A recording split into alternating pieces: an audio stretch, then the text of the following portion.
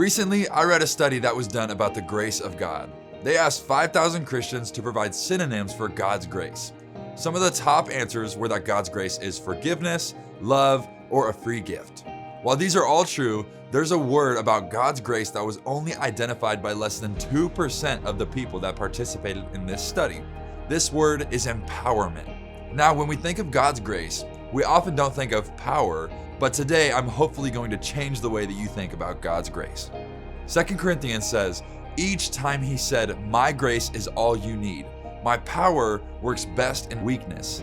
So now I am glad to boast about my weaknesses so that the power of Christ can work through me." What Paul is saying right here is that God's grace is most effective in our weakness. Also meaning that God's grace is able to empower us in the times that we aren't good enough or can't measure up. It is only through the grace of God that we can do the things that we were not able to before. God's grace is like this. Imagine that you're a musician and you're getting ready for a show. You've practiced and prepared for this moment to come, but right before the show, your manager comes up to you and says, "You better play every note perfectly for tonight's show.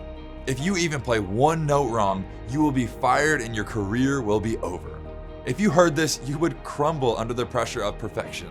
But instead, what would happen if your manager came up to you and said, "I want you to go out and do your absolute best. You'll play wrong notes, you'll miss the timing of those chords, but no matter what, we're all still gonna be right here for you."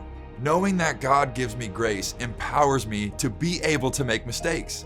When we make mistakes, it's an even greater reflection of just how deep His grace is for us, because His power is made perfect in our weakness.